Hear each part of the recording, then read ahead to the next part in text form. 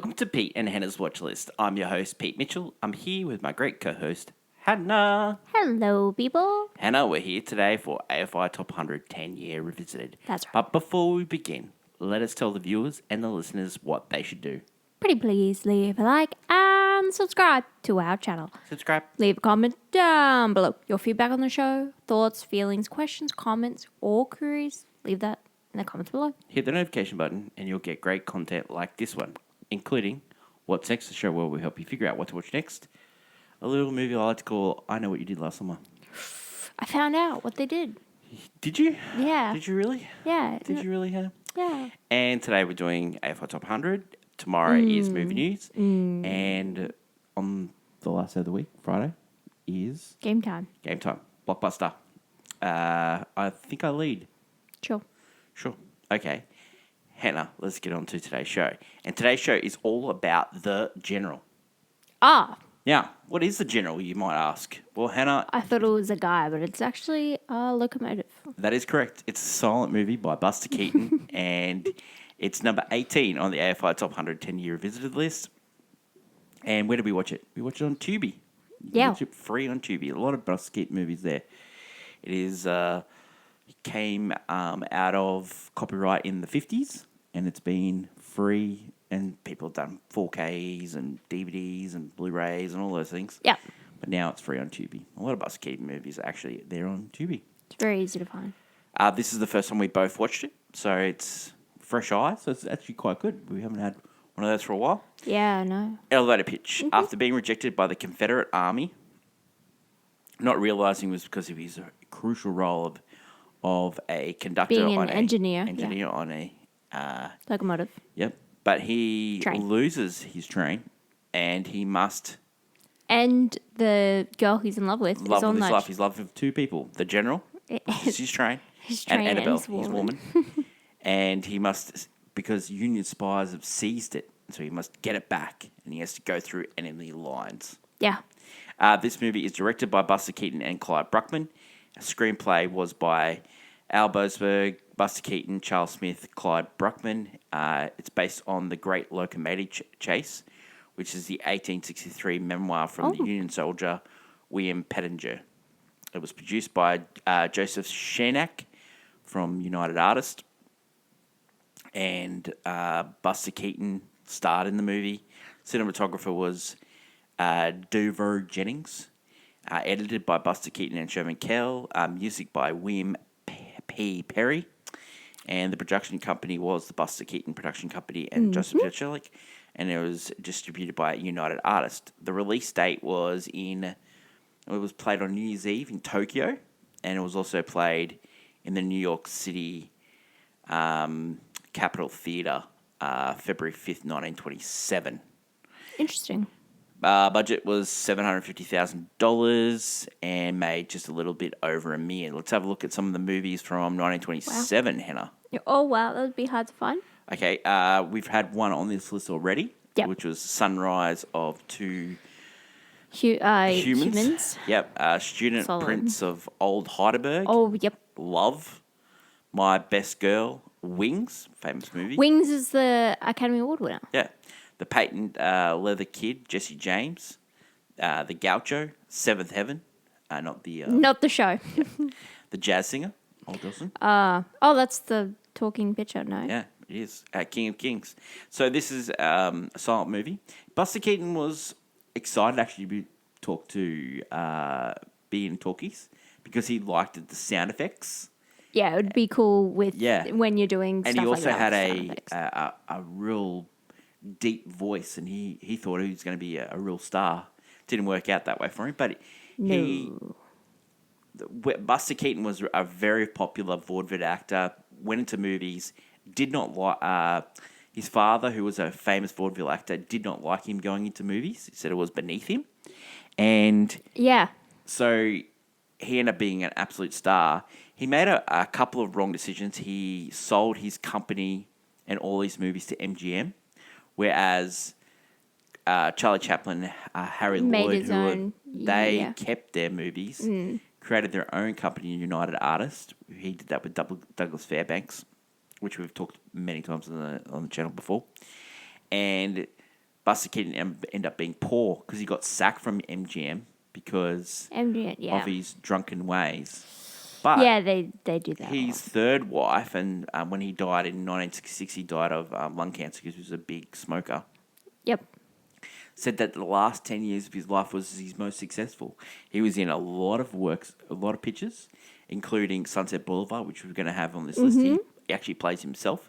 He was also in The Mad, Mad World, which was on the AFI Original list. No, AFI list of funniest movies of all time. Funniest movies of all time? Yeah, so his wife said he was more successful in his last 10 years than he was even when he had the silent movies. So he actually left a lot of money. So, number one movie of the year in 1927 was King of Kings. So there you go. So there's some lists of the movies of things. So let's go into the movie. So Buster Keaton plays Johnny Gray. Marion Mack, who has Annabelle Lee. How she got this role was quite funny because she heard about this movie from her hairdresser. And she was a noted, great at screenplays. Her and her husband were like a writing team. Oh, okay, cool. And she wasn't really close with Buster Keaton on set. He really didn't show her any feelings whatsoever, and then started pranking her and stuff like that. Yeah. But later in life, when this movie became really successful, because at the time this movie wasn't successful, like $1 million is not very big box office compared to all the other movies that was successful. She went and toured with the movie and told stories about Buster Keaton in the late 60s, early 70s. People would love that. Yeah, and she said that Buster Keaton was a genius, and he did play practical jokes on her, but he loved his crew. He had 3,000 people working on this movie at one time. He was a real, an amazing director. He's rated as one of the best directors of all time. I mean, people love this film a lot. You could tell. Okay, so this movie was based on an incident during the American Civil War in 1862. Union agent James J. Andrews led a squad of 21 soldiers on a daring secret raid. They dressed in civilian clothes. Andrews and his men travelled by rail into the southern states. Their mission was to sabotage the rail lines and disrupt the Confederate Army's supply chain. At the town of Big Shanty, now known as Kennesaw, the raiders stole a locomotive known as the General, and they headed north, tearing up track, burning covered bridges, and cutting telephone lines along the way. So they actually wanted to use the real General for filming this movie, but when they found out it was a Buster Keaton movie and it was going to be a comedy, they said that you weren't allowed to use it. Oh. Yeah. Oh, because they wanted it to be professional, I guess. In 1863, the survivors of this mission were awarded the first medals of honor. Andrew and the raiders had been hung. Later, they received medals posthumously. So, so that's why the movie was made. So, yeah. Wow. Early 1926, he was told about the story of William Pettiger's memoir, The Great Lowman Chase, by Clyde Breckman, who he'd been worked with on many movies, including his most successful movie, The Navigator, which was from 1924. He was a huge fan of trains, read the book. Buster Keaton, right? As most people are. So Buster Keaton was a real strange character that he would get shown something, he would get a liking to it, and then he'd want to become the greatest of that. So one of the great examples of was bridge. Someone taught him bridge when he was making a movie. And so he worked out how to play the game. He actually practiced by playing all 4 seats of the bridge and came up with great strategies behind it. And he ended up becoming one of the best bridge players in Hollywood. And he was sought after as a partner because bridge was a big game that the actors played with each other. And in the movie Sunset Boulevard, which we're going to watch on this list later, he actually plays a bridge player in it. Buster Keaton playing a bridge player. That's funny. And his only line in it was pass. So that's, a bridge term. So another thing that he was also really good at, and they played it on set a lot, was baseball. And it's actually said that he actually could have turned pro. He was really short, but he could have turned pro. Wow. Filming began on June 8th. Buster was stuck to the job, and he had a real tight group, and they worked together really hard. And every Sunday they played baseball with the local residents. At the time, he was given by Joseph Scheck a $400,000 budget. He had 3,000 people, and it was costing $400 an hour to make this movie. Oh. So, the budget ended up growing. Some reports $500,000 to $1 million. Keaton was out of control. He was building real bridges, having dams made. Very much so. Yeah, he was changing depths of rivers. The producer Shrek was so angry. He made sure that he would lose his contract. He sold his contract to MGM, and MGM took all control. So in the future pictures, he had no control over making the pictures anymore. He lost it because of this movie. Because he went a little haywire. Yeah. Which, some directors do. In the climatic train scene of this movie, yes, he actually got 500 extras from the Oregon National Guard.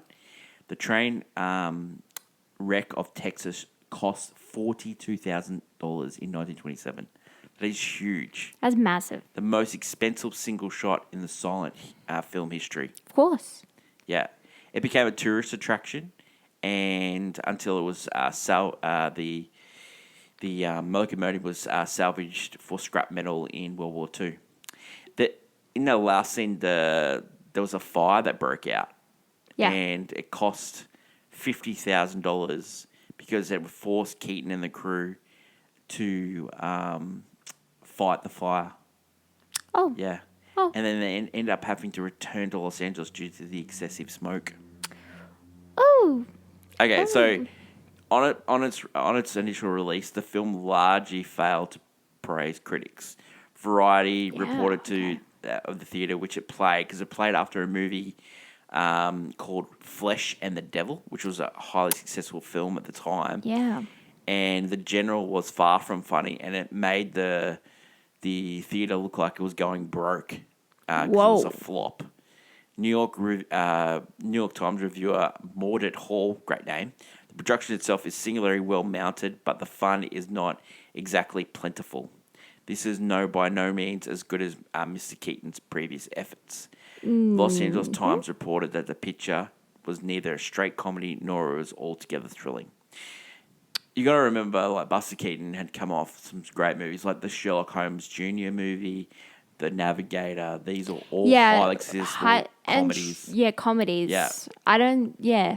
That's... And this was like a movie about the Confederates against the Union, Yeah, and this is like kind of based off a true story. Yeah. And it's, very different type of film. Doesn't work at the time. But this movie became highly successful in the 50s, and it was rated as one of the best movies by filmmakers, including Orson Welles. Yeah. He said that The General was the greatest comedy ever made, and it was the greatest Civil War movie ever made. Okay. It was perhaps one of the greatest films ever made, and it was featured in his documentary series, The Silent Years, in 1971. So, a couple of stories about Buster Keaton. So, he never smiled on screen, and the reason why, he said he thought he was funnier if he didn't smile. I get that. Okay. Like Chaplin's Le Tramp, he always played... made sure there were the big guys around him. He never liked being with similar types. Yeah. Because he thought it was funnier. Which, he's right. He was a great admirer of Chaplin. And although they didn't work together, they had admiration. And Buster Keaton was a fan of Chaplin to the day he died. But Chaplin wasn't the same. In Switzerland, Buster Keaton was never allowed to be mentioned in his presence. So maybe interesting. Yes. Maybe he's like, no.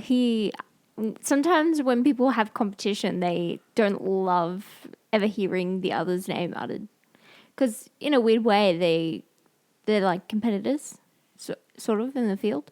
Yeah. As like comedic actors of the silent era who did incredibly weird stunts. dangerous stunts. Well, he did all his own stunts, just like Chaplin. Yeah. And he actually did stunts for everyone. You know, it was unbelievable. Yeah. Film ratings recently: IMDb 8.1, Rotten Tomatoes 92. 4 in the letterbox as well. Yeah.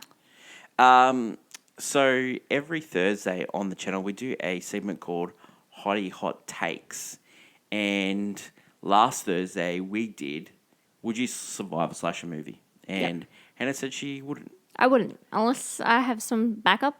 No. I'm like blonde girl, first one picked off. Just a correction before we get on to Hot Take. It was 4.2 letterbox. Sorry, not 4.0, 4.2. So highly rated film. Yes. Hannah, do you have a Hottie Hot Take for this week? My hottie hot take is that this film is like kind of like the grandfather or ancestor of like all the great like 80s, 90s action movies. Because this is an action movie to my eyes. It's an action comedy. It's a full it's full on action. It reminds me of like Speed. Yeah. Or anything like Under Siege or anything that's like set in one place. Under Siege too. It has Dark territory. It literally is something. Bullet Train, you have a damsel in distress. You have the idea is set on like a train. Yeah. So you're stuck on this one kind of track motive. Runaway Train. Yeah. And Denzel Washington. Chris Pine. I know, right? And like you have your hero who has to kind of just like go in 10 lines and he doesn't know what he's doing, but he has plot armor and can survive anything. Yep. And it's like the quintessential, it's the action movie of its day. And I think it's crazy that eventually years and years and years later, we get the same type of movies. Yeah. Like the same movies, just with more, the fact that he did all these humor. Things like as practical effects is just amazing. Eh? I know. You don't get them as much now. Yeah. The practical effects that he does here. Only in recently, you would say like Tom Cruise, especially with the new Mission Impossible movies, like how he put his body on the line in a certain plane. But, the budgets weren't that different, Oh yes, very expensive. Yeah. But this movie, Dead Reckoning is a lot like the train. Yeah, the train bit. Anyway, it was just very startling. I'm like, and Speed are the same movie. You can definitely tell that Cruise is a big Buster Keaton fan. Like, there's so many humorous bits in Mission Impossible and Edge of Tomorrow. And stuff Never like that. Smiling. Like Cruise lately. Yeah, just like the little digs and the little things that he does with Annabelle in this movie. You definitely see he did that with Hayley Atwell in Dead Reckoning. The humor that these two have, like, it's not a instant, like, they like each other, but he's almost like, oh my God, I can't believe she would do that. He does a lot of that, and it's really, I just find it strikingly. I'm like, oh my God, this is right here is the same thing I've seen like years later. It's, at the time, people probably were like, I wanted a comedy. What you got was an action movie. This is incredible that they're able to do that. The train stuff is immaculate. It's like the best. Yeah. It's very hard. Only a few movies do train bits, and they're usually good, but this is really up there. I love train movies and I love submarine movies, so this movie is right up my alley. Hen, my hot take is if these Buster Keaton was going around now, him and Charlie Chaplin would be made to make movies together. Even if they hated each other. Yeah, even if they hated each other. Like, they like the two comedy stars together and making a huge movie. Like it's... Yeah. Yeah, like, you could say, Will Ferrell and Steve Carell in Anchorman, and then they did... you got Will Ferrell and Zach Galifianakis in The Campaign, and you got Will Ferrell and Mark Wahlberg, and, like... He's always teaming up with stuff people, Like, I suppose Ben Stiller teaming up with Adam Sandler, for Happy Gilmore and stuff like that. Oh, yeah. Ben Stiller, a noted filmmaker, as is Buster Keaton, as is Charlie Chaplin, Like, I just think that would have been forced to put together. I know Jim Carrey hasn't been forced to work with Adam Sandler, but he was forced to work with,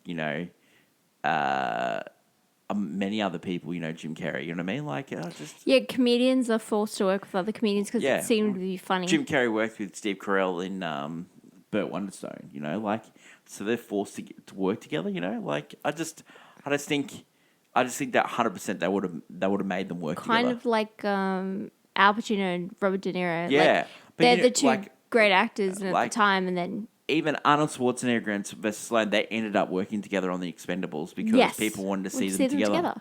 Yeah. It was like, they're the action stars. I want to see them play together. It's I think they would have done that with these two. Forcing them. I think if they were, even if they were just like, if they were another decade, they would in the movies together. It just would have been a different time. Do you think you're either kind of like they tried, they never got to. They only got this one scene, like Gene Kelly and Fred Astaire. Like they always wanted those two in a movie. Yeah, they only got like one scene, but they never got that. Do you think that?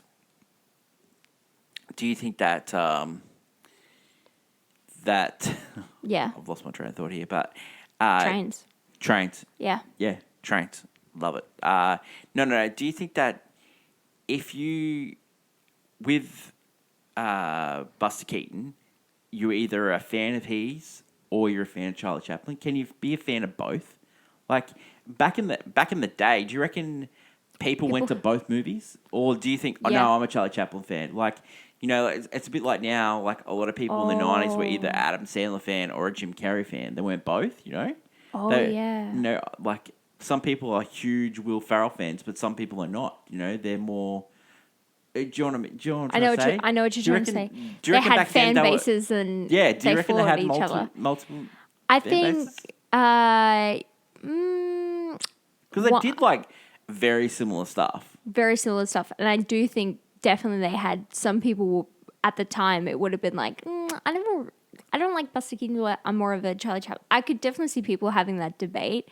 But with how, because like it's funny because like Buster Keaton films seem to be really beloved by the directors community. Not so Charlie Chaplin movies. Yeah, Charlie Chaplin had the people's love. Yeah, he did. Yeah, but he was successful, Buster Keaton though. Like his movies were successful. This one not particular, but it's funny how like. Now, I think they would have been made to work together, and I don't think they would have been two separate fans. I think they would have been both fans of each other's work. Well, nowadays when you look at them, you're like, oh, they're very similar. Why wouldn't you like both? Yeah. But I can see people going, no, but I like the way he portrays his characters on screen. I like the way, and people can be like that. Yeah. Even if someone's his set pieces in this movie are just so good. So let's get into Pete and Hannah's review, and we'll start with scene breakdown. So the movie starts in 1861 where it's written that Johnny Gray has two loves. One, his engine called the General, which is a train, and Annabelle.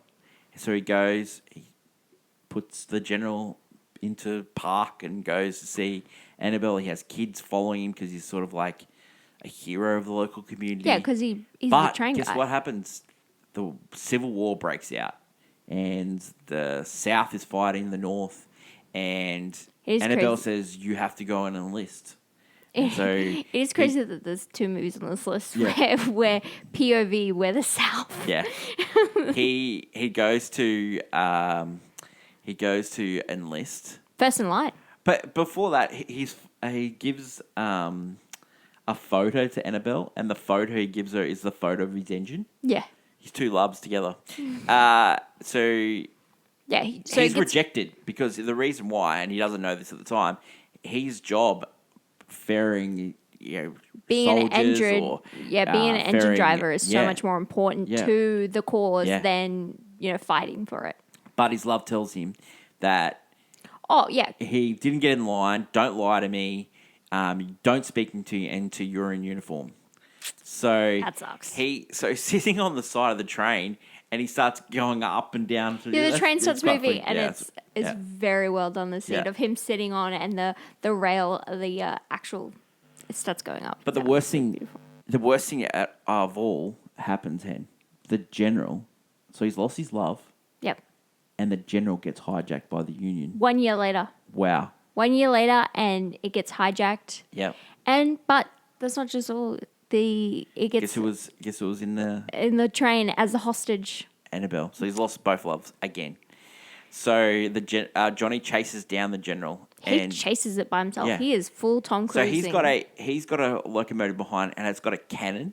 And so you get this great scene where he's playing around with his cannon, and he's like Grandula putting gunpowder into the cannon, and the cannon shoots, and it's not very good. So then he puts the whole tin of the cannon powder in there, gunpowder in there, and then he shoots the cannonball and nearly shoots the general, but doesn't. And then there's they're trying to wreck the train line as they're going back up to the north, and he's like getting out of the train, getting back on the train. It's just really some funny stuff, Or while the train's going, it's very well done. Yeah. It's it's funny, all the things he's throwing wood at missing stuff, and he's just, it's really funny. There's this bit where they put sleepers on the train, so he gets on top of the train and he's picking up sleepers and he's putting them over his shoulder, and then he starts hitting the sleeper with an axe, and he's breaking sleepers. I don't know why he's breaking them down to put them into the furnace or something like that, but then he breaks the axe, and then he's tapping the axe, and he's just got the axe, and he's got no handle on it, and it's really funny stuff. Then he gets into this tin, and then he falls into the tin, and it's just, his physical comedy is right up there.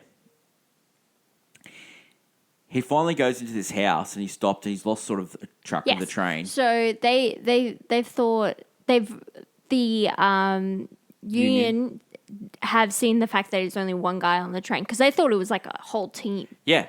And then they're like, oh, there's just one guy. And so they were going to attack. He escapes. And then he finds the house. The house is actually Union headquarters. It's Union headquarters. And he's hiding. Yep. Underneath That's a really the good table. scene, because they've got the plans going, and then they're smoking cigars, and they burn a hole through the tablecloth, and it ends up burning the shoulder of Johnny Gray. And you see him under that table. Yeah, it's really no one funny. notices him. No one notices him. It's just great. little Johnny Gray. And then he's trying to get away, and then he finds, Annabelle's here. Oh my God, you know? And then he's trying to break Annabelle out, and he said, shh, be quiet, Annabelle, be quiet. And then he knocks over a table, and he goes, classic. And then he goes, shh. So then they go out of the window. He forgets her, then he has to come back for her. Just some funny stuff. And then it's raining. Annabelle puts her leg in a trap. Yep. And, Annabelle's so thankful that he came and got in. You look so great in your uniform and all this stuff like that. Even though that Johnny Gray was actually going after the general and not her.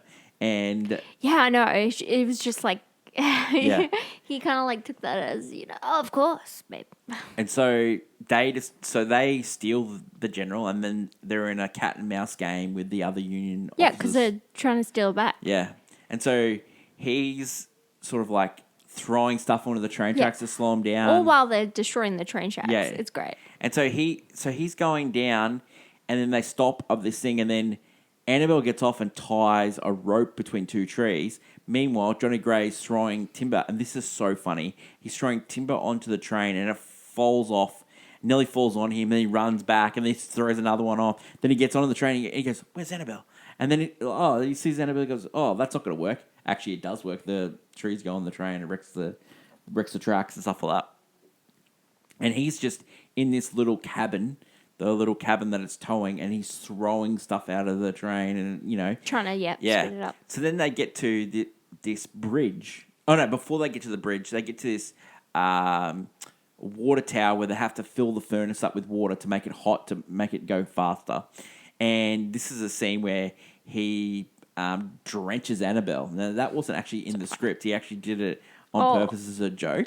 It's funny. It's very funny. It's funny because the two of them don't really work well together on the train, and she's trying to help out, and all she can do, she's just sweeping on the train, and he's like, come on, come on, we don't need sweeping, can you put some wood in the fence? So they've got a general on the train, on the general, and he's knocked out, and then he wakes up, and then Johnny knocks him out accidentally. It's just really funny little bits like this all the time. It's actually really good humor. Constant, yeah. And then so they decide, okay, they're going to burn a bridge down. Now, this is one of the bridges that Buster Keaton actually created, right? Yeah. And so real Christopher Nolan about him. yeah, Just creating. there's so much Christopher Nolan about Buster Keaton, so much. Just creating stuff to Yeah, take he's actually building a real bridge. It's not like miniature. He's building real bridges. Yeah, but I meant like the cornfield. Yeah, I love it. So he starts putting gasoline on the track. Yeah. And she knocks over the flame, and then the track starts burning. He decides, she starts driving the train away, and then he jumps, and then it goes through a hole, and then he ends up in the lake. He ends up getting back on the train, and so then the train goes all the way back to town, and he tells the other Confederate soldiers that the Union are attacking. They go towards the bridge.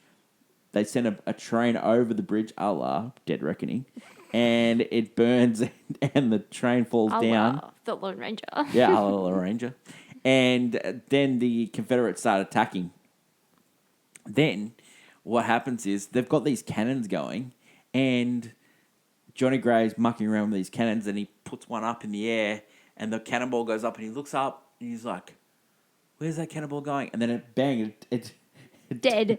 It knocks down a dam, and one of the dams that Buster Keaton's built, and all the water goes down and washes all the soldiers away.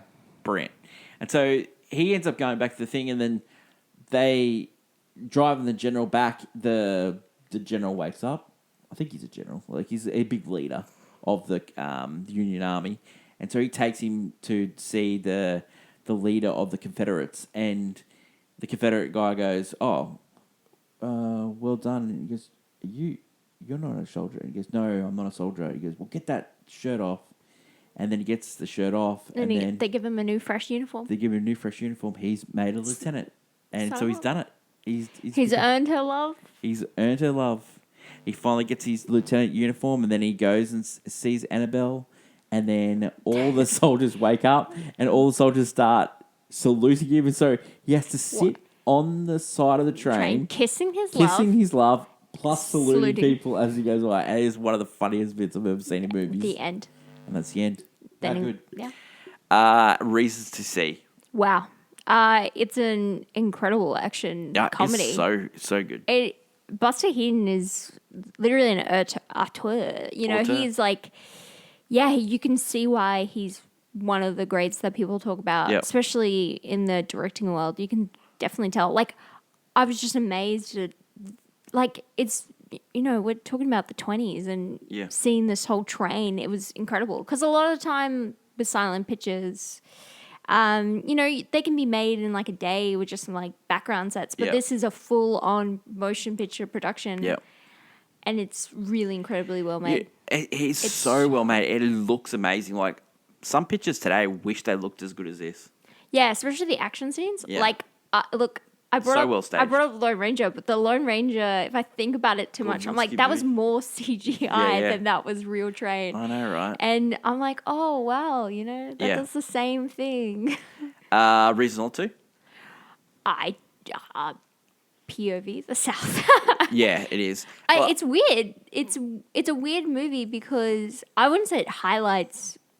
It's a weird movie. It's just a weird movie that I just don't think you go out looking. You know, Buster Keaton, this is on the AFI Top 100. It's his, you know, considered his best work. However, it's not his most famous. It's not the one people know most him successful. For. No. Yeah, this is a really weird movie to pick, but I can see why as a director. The director picks them. As the director and as a like film, it is incredibly well made.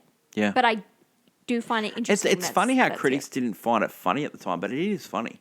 It is funny. It's not just funny, but like that's an action movie. You don't see many of them, one, on this list, and two, at the time, most action was either just guns or really hilarious stunts that Buster and Chaplin did. It's right up there with Saving Private Ryan for action, isn't it, for the first 20 minutes? Like, isn't it? Yeah. Yeah. Or I would say like Lord of the Rings, but okay. I don't know. Well, it's just going with the Civil War, sort of World War II, sort of action. Anyway, the action in this is absolutely incredible. And reasons not to, I feel it's just, I just don't know if you would watch this. out of Buster Keaton's work. How good is this? Like, it's like 70 minutes. Yeah.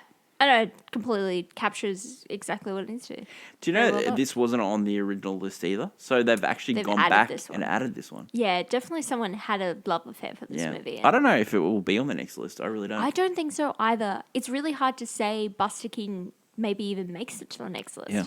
Because even a lot of silent pictures would you make say? it to the next list. I think you've got to Chaplin stays. Yeah. There's a lot of Chaplin movies on there, and like it's strange how there is a lot of Chaplin movies. I don't know. Maybe I think this does deserve on the list. It is a really good action movie. Yeah. Yeah. But is it deserving to be this high on the list? Yeah. That's the crazy I will part. say. We just got like. Okay, I would buy it on Blu-ray. I'd watch this movie again for sure. And okay, the reason that it deserve to be higher on the list or something like that, it comes down to this: what are we going to rate it? Because if we rate it a banger, it's in this realm. If we rate it an all-time classic, it's probably in its right spot. So what are we going to rate it? I don't want to get. I think it's a minimum banger, so that makes it a top 40 movie. Yeah, banger. I think it's a banger, not an all-time classic. It didn't wow me. I think all-time classic, it's really hard to say it because... So if it's not an all-time classic, it's not in the top 25. Because of our ratings so far, we've had about 25 in the all-time classic, so it's not rated in 25. Yeah. But it's definitely in the top 50. It's definitely in the top 40. It definitely deserves to be this list. It's just weird how high this movie, it wasn't in the original list. Yeah. And it just slots right in right here. Yeah. And I get it because what I like about this list sometimes is that they'll put a movie that makes no sense after a couple of movies that are quite similar. Yep. And then they'll put something like this.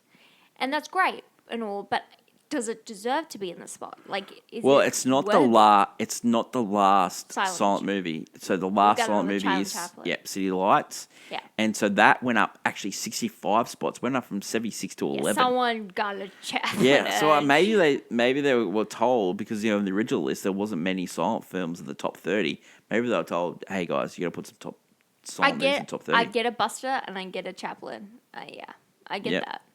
Okay. I get Buster Keaton being on this list. I get him being in this top 50 realm. I don't know if I would put him here. Okay, well, we're rating Buster Keaton's The General a banger. And so it's very well done. It's very well done. It's a good movie. You can catch it on Tubi for free. So there you go. But if you wait a couple of years, it's free everywhere. No, it's already free, Hen. I know. No, Hen. We said it earlier. Yeah. In the 50s, they didn't renew its copyright because it wasn't popular. Because it wasn't popular. Yeah. It didn't become popular until the 60s. Yeah, and it's still not popular. No, it's popular. People love this movie. But it's not his best work. Well, a lot of people don't. At the time, his best work and his most well-known work is like Sherlock Holmes Jr. or The Navigator. Sherlock Holmes Jr. He actually broke his neck on the set, and he didn't know it at the time. And then he had an X-ray, and the guy goes, "You actually have a broken neck." Your neck? Yeah, because of the stunts that he was doing. Yeah. In Sherlock Holmes, I've never heard of it. Yeah, and it's like in the 20s. He did stunts in Sherlock Holmes Jr. Yeah, he did. Yeah. What is Sherlock Holmes Jr.? We should watch it. We should try and find it out. Is he the son? He's the son of Sherlock Holmes. Sherlock Holmes Jr. That's the craziest movie idea I've ever heard. Yeah. We don't get enough of those. Well, I'm telling you. Oh, no. It was called Enola Holmes. Yeah. Yeah. We don't want to talk about that. Let's not bring that one up. Okay. That is it for today's show. Next week, we are doing a little movie, and it's one of Hannah's. It's going to be one of Hannah's favorites. I know. Because it's called The Graduate, and it stars Dustin Hoffman. Oh, my God. I've never seen this Mike Nichols' movie, and Bancroft. Yeah. Oh, my God. I've never seen this movie. Yeah. So... oh, my God. Yeah. Simon Garfunkel's songs in it. So, Mrs. Robinson. Yes. Yeah, Dustin Hoffman. Yeah. Yeah. Yeah, it's going to be huge. Mike Nichols' film. So I might like this movie. I think you will. I think it's right up your alley. Yeah. Yeah. I have a problem. Yeah. And there's also great Simpsons. So many Simpsons episodes. There are so many. Because The Graduate's a great movie. Particularly my favorite episode is based off. Yeah. Well, that is it for today's show. We'll catch you tomorrow for movie news. That's right. And where we preview Fantastic Four First Steps. Yep. That is my lovely co-host, Hannah. Long live cinema. And until we meet again, it's bye for now. Bye.